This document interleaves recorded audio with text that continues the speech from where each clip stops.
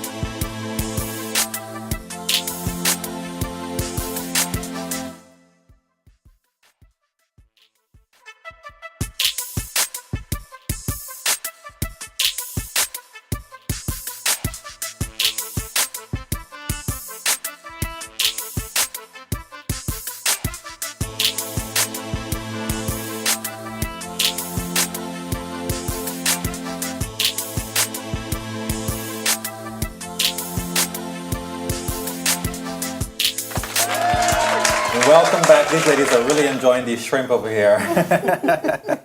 And this pad thai. Welcome back to the dinner table. Before the break, we were discussing starting a business, especially a nonprofit or an LLC or any other type of corporation business. And for a small business, financing is always, the struggle. Especially in our community as well. A lot of us don't have trust funds. I don't. So you have trust funds? Looking for you. Trust? So you just have a trust GoFundMe? So when it comes to a nonprofit organization, is there government funding? What can people do to get funding? It's definitely government funding for pretty much everything. But the first thing is you have to have your 501c3. Okay. You have to. A lot of people will incorporate their nonprofit and then stop there. in order for you to get grants, you have to go through with obtaining your 501c3. How long is that process? It depends. The IRS changed a lot of things around this year. I wonder why. I know, right? 2016 they started a 1023 501c3, same thing. Easy, so that takes like up to 90 days, but it usually is shorter. But their paperwork, which is 26 pages, churches have to do that because churches are nonprofits too. A lot of people fail to realize that. Churches are nonprofits too. So churches have to fill out the long way, and smaller nonprofits now they have a thing where they can fill out a 1023 EC, which takes a short amount of time than the paperwork. Well, I mean, Joanne, when it comes to your business, how did you get funded? What was it a hard, difficult process for you, or you were just at your I went think into your big account? with funding right now, with the option that we have, there's so much flexibility.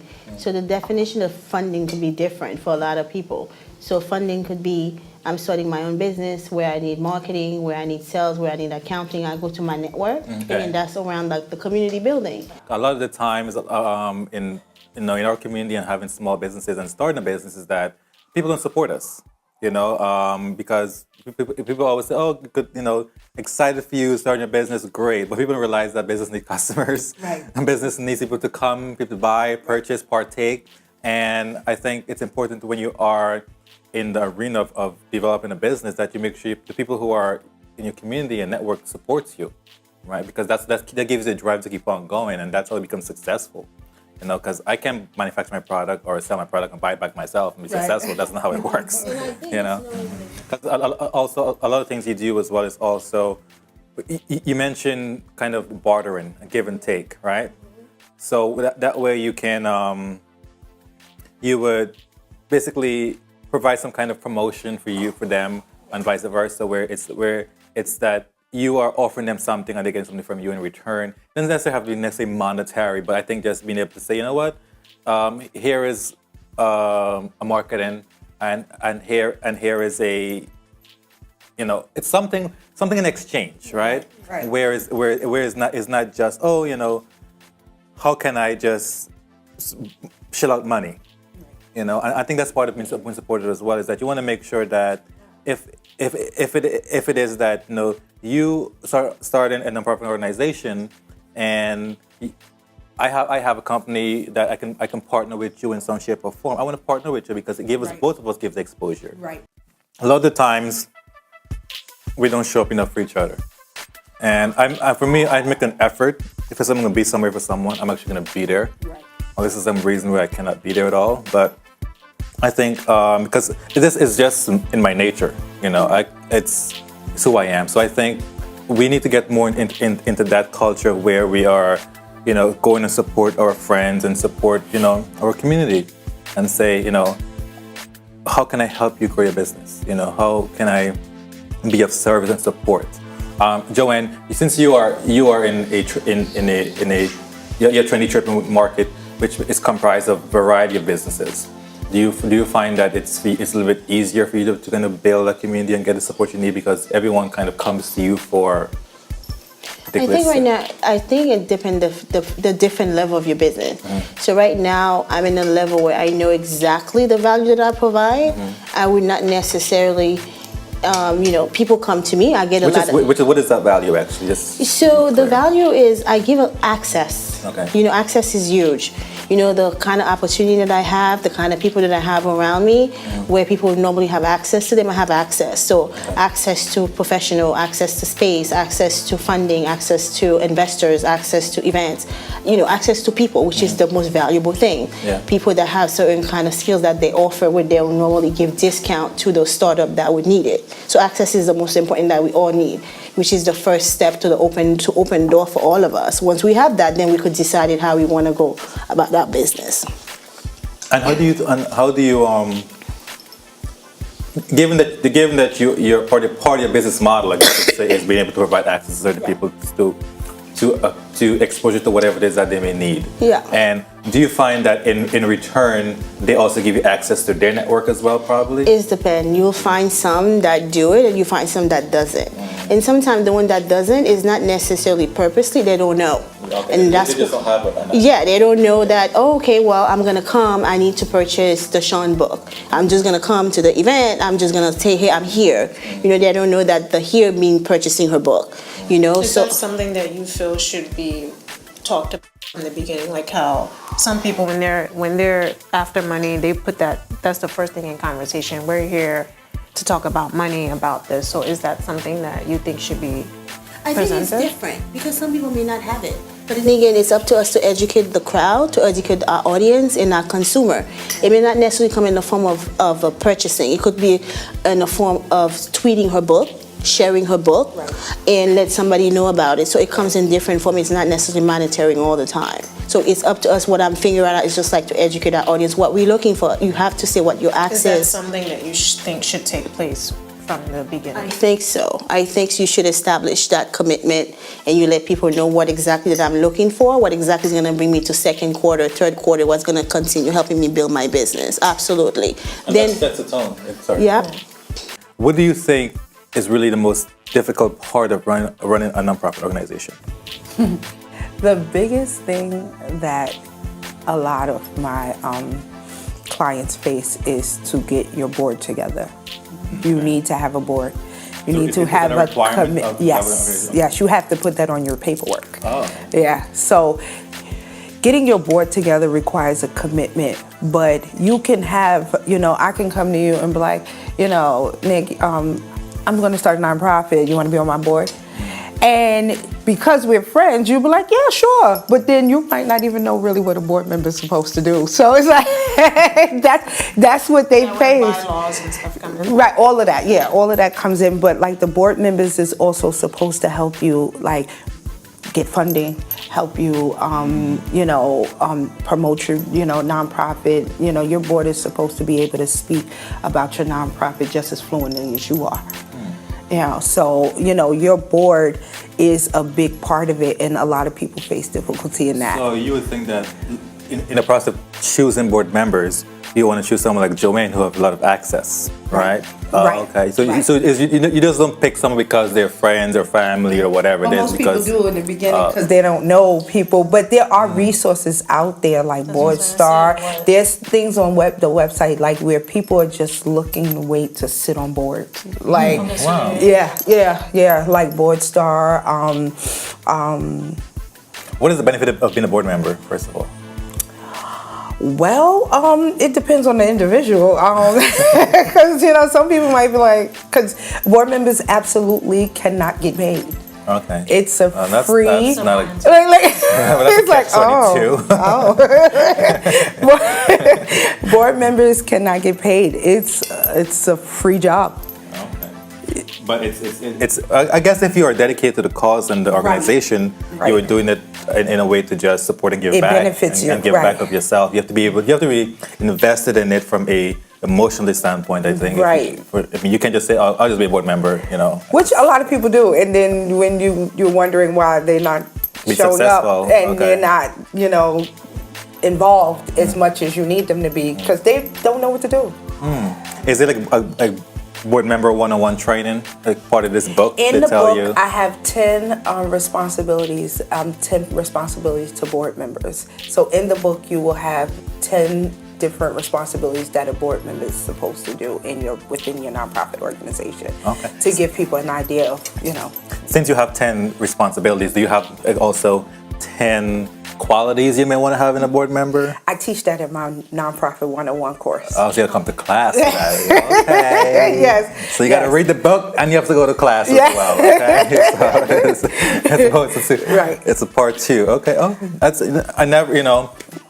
interesting that the process of the process of picking a board member, and because a lot of times people say, I have this board, but I never really understand what they meant, the board, and what the board does, and are they just sitting here reviewing paperwork? Right. But I think a board member has to be more involved in the process of trying to grow the business and grow the organization, and making sure that the organization needs are being met in one way or the other. Yes, that's their job. So we'll discuss more about your book and board members and funding when we come back from this commercial break. You are watching The Dinner Table. I'm Nicholas Smith. We'll be right back.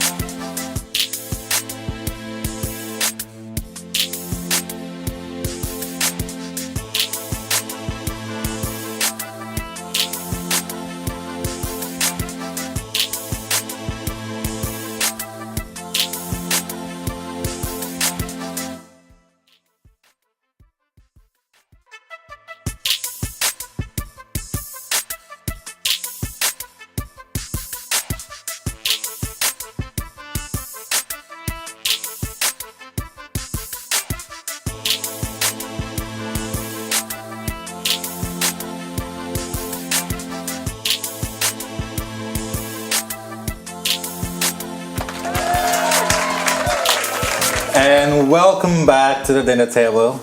I am here having a lovely dinner with these beautiful ladies, but you may have noticed that our guest over here don't have her earring in her ears. So she wasn't getting ready to go to battle, So she was, you're hearing Jingle Bell, Jingle Bell, I know Christmas is coming, but, but just to get back to the conversation we were just having about, selecting the board members for your organization and entrepreneurship. What made you just decide to start an organization to begin with? And did you first have a 9-to-5 job and then you decided, you know what, maybe I need to follow my passion and my dreams, or it just happened out of nowhere? So I was a school safety officer. Okay. For in 10 years in New York City Police Department. That probably was fun. Yeah, I loved it. I got to fight all day. The school I was in, I did it in the Bronx. Okay. The school I was in, a lot of kids was coming to school without the proper clothing. And one winter near Christmas, I asked my sergeant if we can do a clothing and coat drive. And we did the clothing and coat drive. It was a success. And I did it the next year, and it was great again. And I ended up breaking my toe. I broke my toe, and then I started my nonprofit. Off a broken toe? Off of a broken toe. Well, that's a I had nothing but time on my hands. So, because I broke it that bad. I was out for like 3 months. So I sat and I started my nonprofit because the principal was like, this is great.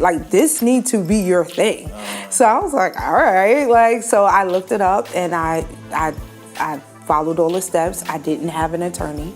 When you have a broke toe, you got nothing but time on your hands because you can't really do nothing. Yeah. So I did everything. I Googled everything. I stayed on the phone with the IRS, and I started a Stairway to Hope in 2010.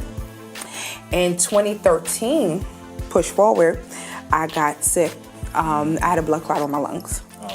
And I could not do school safety anymore. Because when you're on blood thinners, you cannot work law enforcement. Oh, okay. Oh, wow. So I ended up starting a daycare. So I have a daycare as well. So that's like my 9 to 5 as well. That's a busy day. So yeah. So I have an in-home daycare. So I started that, and all in the same year. Then Each One Teach One. You know, that's when people was like, "Oh, I heard you started your nonprofit. Can you start mine?" And the rest is history. So that's how I started becoming an entrepreneur. Because I mean, entrepreneurs had an easy life to begin with. So I mean, are you loving it at least now? I love it. I love my daycare babies. I do. They're my children for 12 hours. I mean, I think you may need more drink from after your day today.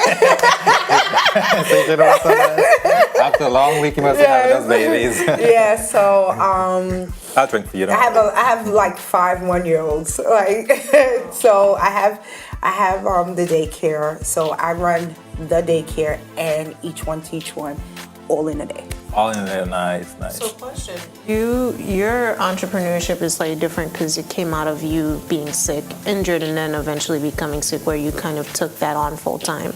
But what about somebody that has a 9 to 5, they're not injured, and they're thinking about taking that leave? But that's a good question. The thing with me, even though I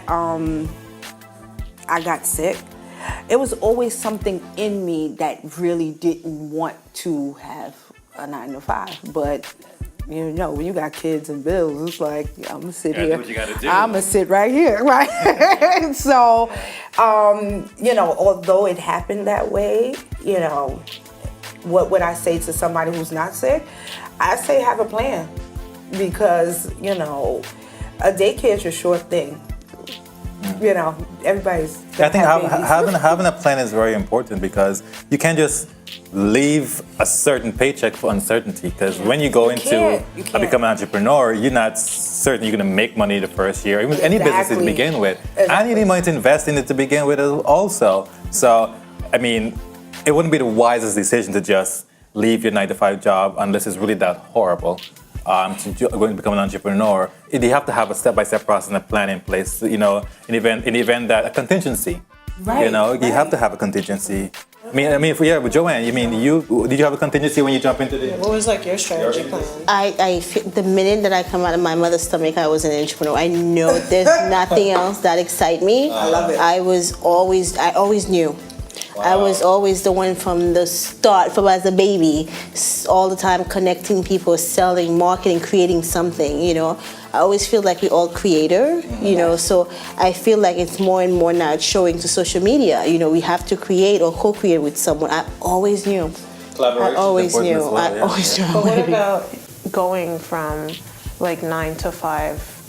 A lot of us do feel innately as entrepreneurs like that's something natural. Yeah. But what was your process like? Even if you've always done entrepreneurship, Yeah. how have you maintained a 9 to 5, or do you maintain a 9 to 5? Or I'm sure even with your audience, your customer base, a lot of them must have 9 to 5s and they're creating. Everybody's different. Everybody's situation, there's not really a formula to it.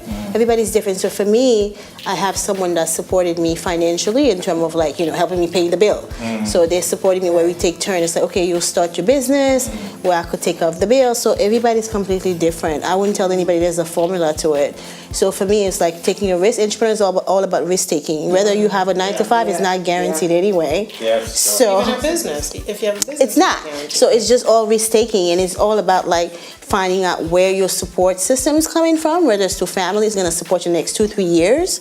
You have to have a timeline. Everything have to have a timeline. Let's go back to this book for a second. I love the title. The start is what stops a lot of people. You know, it's getting this process started is going to be a very difficult process. And I think a lot of time it's what make people maybe stay longer in a 9 to 5 job, because they don't know where to begin, or they don't know, what they will need. So they don't understand the process. It's fair finances. But then it is a lot of It's fair. Yeah, it's a fair. It's fair finances. I mean, that's a real fear to have. No, it's Hopelessness is not fun. I'm assuming, you know. Those So that do start, right? You always say, like, you always hear that people will start businesses and they're like beating a dead horse. They're pushing that business for a year, 2 years, it's not working, but they won't stop because now it's a fear of stopping, right? So what do you tell that's someone? the second book, maybe. Yeah, right. The fear of stopping. stop. So, like, what do you tell someone if it's not working? Like, what is, because I know nonprofit, especially, it's a long process. So what do you tell someone like that might have starting there going along and it's not working, or if it is working, how to continue the momentum and the drive? Yes, it's definitely take a momentum and drive to keep on pushing on in the difficult days, because every day still is not going to be, exciting. Every day in the nonprofit industry is not going to be exciting. I'm sure you have setbacks, as Joanne, you may have some days where things just doesn't go as planned. And what do you do in that point where you may feel disappointed, feel like quitting actually? Like what drives your engine? What fuel you to keep on? You know what? I'm going to push forward regardless. You just have to remember the reason you started. Right. So once you remember the reason you started, then you just have to push forward. Just like you spend your whole 9 to 5 spending time to help build someone else's dream. So you have to say, okay, well, I'm starting so I could have that kind of financial freedom maybe the next 10 years. Okay. That's one thing. And then another thing is also there's different way of just knowing that in regards to like not stopping. It will be something you'll look at and said, well, why am I stopping? Because if I'm trying to finding a solution for this problem, maybe you could pivot, because maybe the next 5 years or next 10 years, that the way you was trying to go about it, the whole platform changed, technology changes. For you to learn and you pivot and kind of continue finding the solution. You just have to remember why you started. Yeah, it was the same way for you. I mean, we should have down days. We like, why did I even do this? Yeah.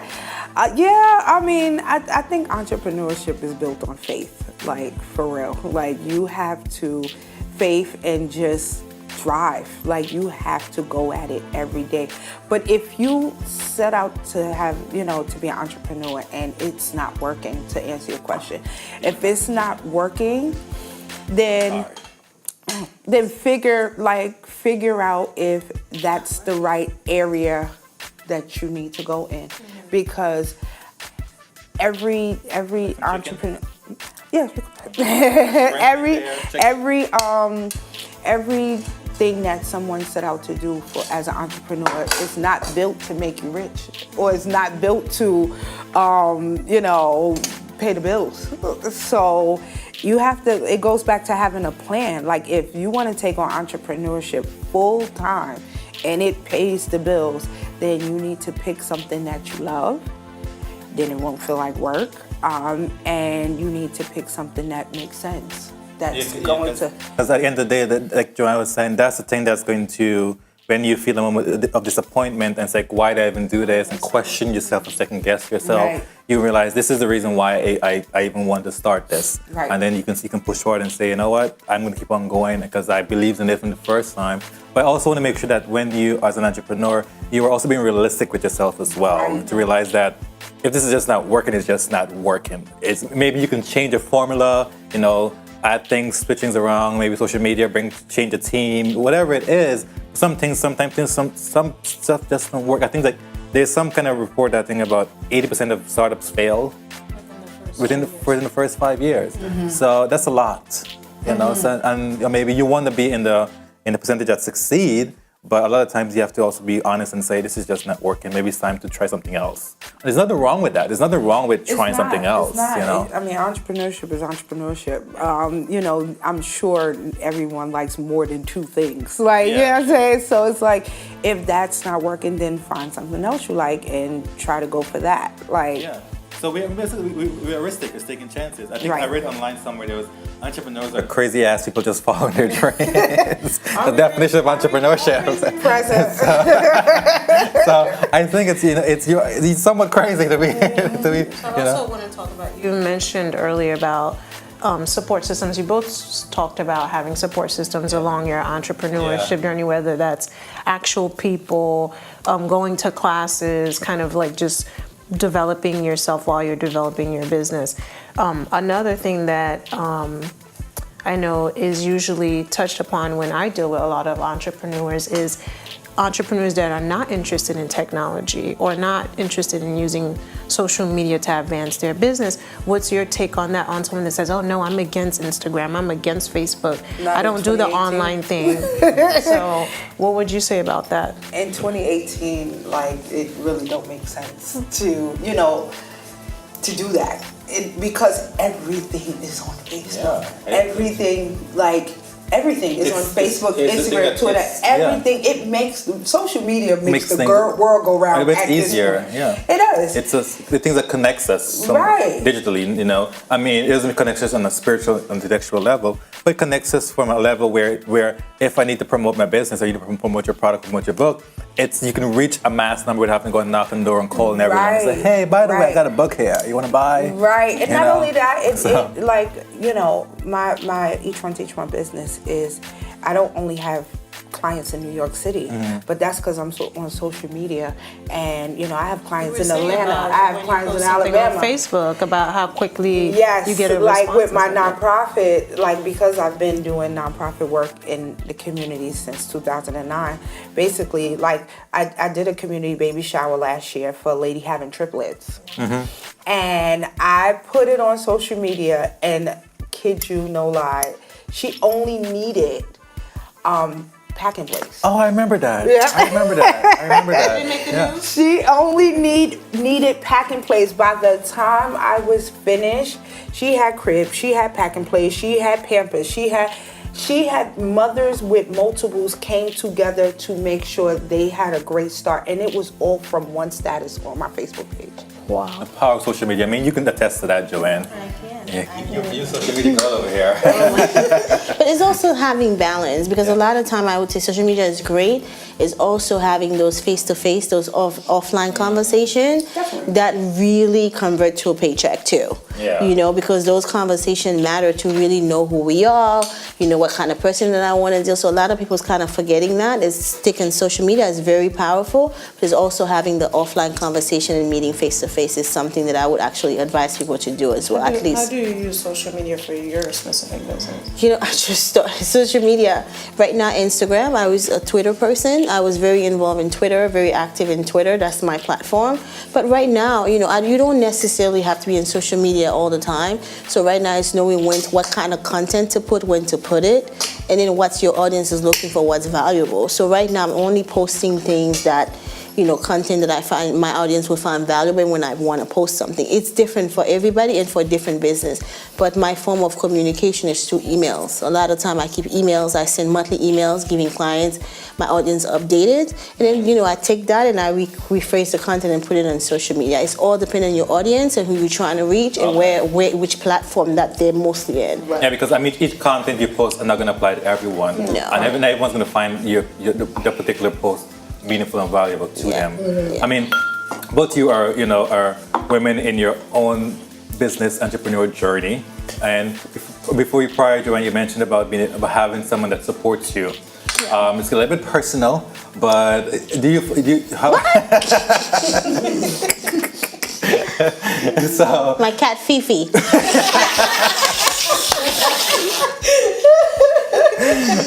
cat Fifi. Yes. But I mean, you were seeing someone, right?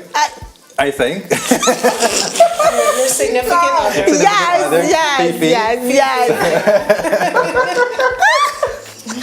Yes. Do you think it's also important to, when you are, dating someone, you find a partner that also understands your dream and your vision and can support you through the process of doing that? Yeah. Yeah, because I sleep, even though, entrepreneurship is team no sleep, but I do sleep. I don't play them games. But when you do get in the mode where you have to stay up late, you need your partner to understand, I ain't getting in the bed and coloring with you right now. I got to make sure I'm making this money. Like, you need that person who understands, my significant other is here. you know, he comes, my whole family is just, my household is just really supportive of everything I do. You know, my son, he follows me, take pictures, you know, anything that I need in my household. A support system is so important when you have entrepreneurship. It's so important. Even when I started my nonprofit, things that I did, my entire family, sisters, everything, like my clothing and coat drive consists of giving out free haircuts and hairstyles. My daughter and my sisters be there braiding hair, braiding girls' hairs and stuff like that. And, you know, that support system, you know, helps you get started and helps your dream come alive, you know, even if you don't need them now, like, you know, in the, you know, 5 years down the line, because you done, you know, got people on your team. But that family structure, significant other, kids, mama, sisters, everybody coming together as a community, as a family. Yeah. That's it. That's it. Yeah, I can see why that's very important, because you need help. It's only you alone trying to build this business. You know, you're not Superwoman. Right. Like, you know, I know you're Superwoman, Joanne, so. I think it's the same way you structure your business. Yeah. It's the same way you should structure that part of your life, you know. Time for family, time for that Balance. significant other, friends. You just have to do it the same way. I mean, when I started, it was just like I was one way. It was just all about entrepreneurship. I forgot my family, and, you know, it started affecting all the way in my life, even my health. You know, so now it's like, you know, this is my priority. I just balance everything right now. I'm learning how to balance it, actually. I'm not, you know, so. Yeah, because there really isn't any book that says 7 steps to entrepreneurship. What you should really do, because every situation is different. You know, some people have to work a little harder, some people don't. Some people have to support, some don't. You know, so I think entrepreneurship is an individual thing that we all have to recognize and see. How do I kind of strike that balance in my life? Because it can consume you, where you literally giving and giving and giving, and you forget the other side of your life, which is also important to also nourish, because that's your support system. At the end of the day, this doesn't work out. Hopefully you have a support system you can fall back to. Like, I definitely have to make time to get out, because, you know, when you work for someone, it's like that's your escape from home. And then when you go back home, that's your escape from work. But when you work and live at home, you got to go outside of the house to kind of escape from both. Yeah, so that's what I do. I definitely go on vacation. I do stuff like that, you know, to kind of clear the mind, rejuvenate, bring, you know, think, process things. So yeah, I mean, I think we all need that. Where's the last place you vacation to? Hawaii. Oh wow, nice. We rang in 2018 in Hawaii, and I'm trying to go somewhere else, because it's time. It's cold over here as well. Exactly. So right away. How about you, Joanne? What do you do to self-care? Mental self-care? I'm still learning what that is, to be honest, but I actually travel. From entrepreneur to baby, you still learning up to now? No, I'm talking about self-care. I'm talking about self-care, because everybody have different definition of what self-care is to them. Self-care could be like, you know, maybe after work I get drinks. That would be self-care for me, you know. You're loving yourself. Yeah, I'm like, you know, sitting down in a bar, quietness, just listening to myself. You know, that could be self-care. You know, it's different. So for now, for me, travel, quiet, alone time, I enjoy that a lot. Yeah, you know, sometimes sitting in the rooftop where there's no one there, just listening and watching the star. That's considered self-care for me. Where quiet. I enjoy quietness. But travel is my number one way, you know, to just kind of enjoy where I'm away from the country, to cut everything What's out. the last place you went to? The Bahamas, which I'm hoping to go back again. I love it. I really do. I think is the Bahamas that have swim with the pigs in the Bahamas? They have what? Swim with the pigs in the Bahamas, Yeah. right? You go swim with the pigs in the Bahamas? Oh wow. That's some weird stuff. I I don't want to swim. I don't want to eat. I don't want to do that. How about swimming with Fifi? Yes, I do take Fifi. Come to Fifi now. We're gonna hashtag Fifi. Fifi. Oh, God. But I mean, Bahamas, the beach. I find that the beach for me does something that's is unexplainable. When I go out and I lay there in the sun and the ocean is just, it does something to my mind, my body that I just like, it feels. Park. I love grass. I love trees. I love nature. Like, if I can get the opportunity to soak my foot into like just dirt, it grounds me. It's a yeah. I never get that feeling, but I mean, Yeah. He's like, I want to be in that beach. give me some white sand and some blue water Yeah. and some sunlight. That's Yeah, I it. mean, away period from the everyday thing is good. You can go to the Poconos and be fine. Like, you True, know, yeah. That's, I think any little escape that gives you the ability to just process life is very important. Yes. So, are you guys enjoying the dinner? I am. This was great. Joanne, you didn't eat much. What's wrong with you? After the show, I'll eat. Why can you eat during the show? This is called a dinner table. It's not called after the dinner table. I understand.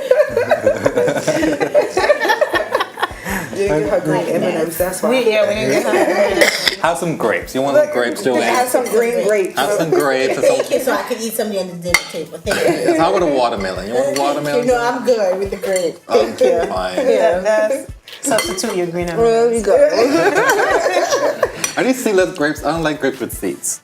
Hopefully they're seedless. So Sorry. also going into entrepreneurship, I know me personally on my entrepreneurship journey and other entrepreneurs, like a lot of times there is a struggle, a personal struggle to be present. Like, you know, to kind of be in that moment. Sometimes you're just going. And I know a lot of people say, I've talked to a lot of people that say, I do affirmations to kind of bring me back to center, to bring me where I'm at. Like what keeps you present? Or like if you feel like you're straying away from that. I know you spoke about faith, but what's something that brings you back to that? Meditation is like key. All of my decisions and prayers and everything happens at like 5 in the morning. Like she was saying about quietness, you know, I have a full house, you know, from 26 to 5. So it's like, and then the daycare babies. So then it's like 5 in the morning, you know, I have that still time and I pray and, you know, I meditate. You know, meditation is so important. And that's how I kind of, you know, faith. I go to church. I definitely go to church. That's for me. That's how I, you know, create that. How does faith work in your life? Like, what does it do for you as an entrepreneur? I mean, because some people think, I go to church, I sing, I dance. That's, you know, it's just not that not simple. to get churchy, but Okay. the Bible says like faith without works is dead. So you have to work. Like you have to do, you know, you put in the work and then you just have faith it's gonna work out. Like but you have to put in the work. You can't sit there and like, you The know. whole point is to fulfill your purpose. Exactly. So, So it's like, you know, I work hard. Like I work hard. You know, sometimes, you know, my grown kids be like, Mom, put the phone down. And I'm like, oh, okay. You know, but, you know, I really do work hard. And then I sit back and I let it all happen. It all unflows. Right. I think it's important to have that one and stillness become. Listen to your inner self. Yes. Because a lot of times when you're so busy going here and everywhere, kids, all this combustion of noise, it's become, you can't hear yourself living in think. a big city. Right. And then you make decisions that are so irrational because you're not Right. listening and processing things in a way that it needs to be done so you can make logical, informative, and best decision that's not only for your business, but also for you as a person. Right. As well. I barely watch TV. Like after everything is done, I go and I sit quiet in my room. You know. I mean, I have family time, but I barely watch TV because I think that's all. Everything on TV is like also like reality this and reality that. It's annoying, but Your life seems like a pretty interesting reality. Exactly. So, I don't want to have that. so you know, I mean, just you know, sitting still, Stillness, and you know, stillness. and I'm big on that because you do have to kind of listen to yourself and you know reevaluate yourself and reevaluate everything that's going on, and being reflective is also important. Like you have to be reflective because you know something could have happened in the day, and because you're so busy, you didn't even think like.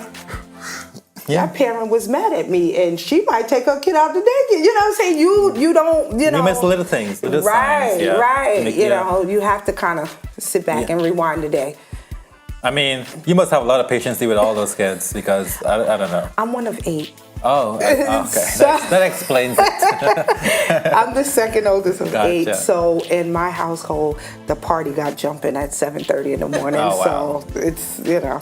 That's at the daycare. Is that something in your household, Joanne? You got 8 with Fifi, 9? Totally me and It's totally her and Fifi. Yes. How do you bring yourself back when you feel like you're losing it, or like when you're not My aware? family, my sister would be the stepping stone, would be making sure, hey, I didn't hear from you from 2-3 weeks, you better come here, or she'll step in. My family helped me a lot. My brothers and sisters, they know sometimes I could just be gone, in my head and do all the work, so they kind of grounded me. And, so that's how I do it. Grounded. Awesome. Yeah. Well, great. So thank you all for coming by. Much appreciate you. Thank you to our viewers for watching. Before we go, we want to hear from each and every one. What advice would you give someone who are thinking of becoming an entrepreneur and taking that journey? Start with you, Joanne. What advice would you give someone? I would say just go for it. And the second thing, I would just say go for it. And then, the first thing, once you know the ideas, once you know the solution, the problem you're trying to solve, find a team. That's very important, to have a team and a support system. And then the rest, just take it to your dream. You have to build your dream. So I would say find a team and just kind of know the solution, the problem you're trying to solve. How about you, Laura? I would say continuously work on yourself, do a lot of personal development, not too much, and don't compare yourself to other people. I think that's the worst thing you can do. Yes. If you are someone that has low self-confidence, work on building that up, whether that's surrounding yourself with people that empower you, but not too many voices, right? Yeah, that's a big point. It can distract you. Yeah. You can become someone else that someone else is grooming and molding. Right. So I think build your self-confidence through self-development, consistent self-development, and stop comparing yourself to other people. Good advice. How about you, Sean? I would say, like what she was saying, basically, take the jump. You just never know. You have this one life to live, and you got to make it count. And if that's what you want to do, then just jump. Just take a leap of faith and do it. Yep. Just unfaith. And work. And work. Work. Yep, it's a lot of work. Definitely be prepared for the work. And it's been a great conversation. I think my advice would say to anyone who wants to become an entrepreneur, or probably someone who's an entrepreneur already, is to not become a prisoner of your dreams. Because a lot of times we would say, I want to do this, I want to have this organization, I want to have this business, and we become so trapped in an idea of trying to make it work when it's not working. Right. But don't be afraid to change, recalibrate, try different things, reach out to friends, seek advice. It's all part of the process of learning. Entrepreneurship is not, there's no handbook, I should say. It's all process of learning. And don't become prisoner. Just make sure when you are doing it, make sure you are just going to be able to seek as much support and be willing to change and be willing to just, always look at things as a process of developing. Always develop the ideas, develop and change, and it's part of the process. So thank you all very much for this wonderful experience of coming to dinner table. I hope you have a good time. Hope you all had a good time here, enjoying the lovely meal, the fruits, the wine. Just pass by. We just passed by. It's imaginary Fifi. So thank you all. And we can find your book on Amazon and www.each1teach1mentoring.com. So the book is called "The Start is What Stops Most People: The 7 Steps to Start in your Nonprofit Organization." Written by the lovely Sean Headley. And Joanne, how can we find more about Trendy Tripping? Trendy Tripping, you can go online, website www.trendytripping.com, and then the store just recently opened at 7 Marcus Garvey. Tell our viewers directly. You could find the store, which is my latest initiative, at 7 Marcus Garvey inside of Brooklyn Common. And that's where you'll find us. And social media also, Instagram, Facebook, Twitter. What's your handle? Trendy Tripping. Trendy Tripping. Yes. Social media and Instagram. Yes. And you can find you on social media as well. Each one teach one across the board. Each one teach. I love that. Thank you. Each one teach one. That's what life is about. Teaching each other one by one. Yep. Laura, how can we find you? What are you working on? I am actually developing. Do I look at this camera? I'm actually developing. I'm developing or in the process of launching a health and wellness space for spiritual advisors, mental health practitioners, and physical health practitioners as well. So that should be launching in 2019. And we can find you on social media? You can find me under Laura, Laura, JACQUES, Laura J. Jacks, across the board. Twitter, IG, Instagram, Facebook, everywhere. Everywhere. Awesome. And we can find us here at Dinner Table online at rlmn.online, on Facebook, Royalty Living Media Network. Thank you all for coming by. Really great dinner, great conversation. Thank you so much. Couldn't be more grateful. So first of all, take a cheers to this. Wrap it up. Here we go. Here we go. Thank you.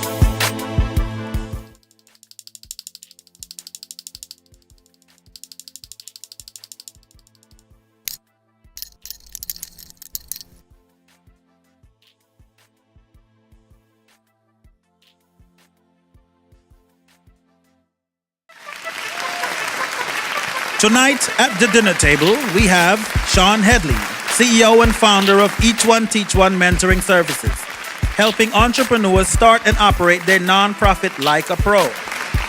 Joanne Briere, CEO and founder of Trendy Tripping, a collaborative platform dedicated to connecting and building communities, co-working, co-retailing, and hyper-local marketing. And this week's co-host, Laura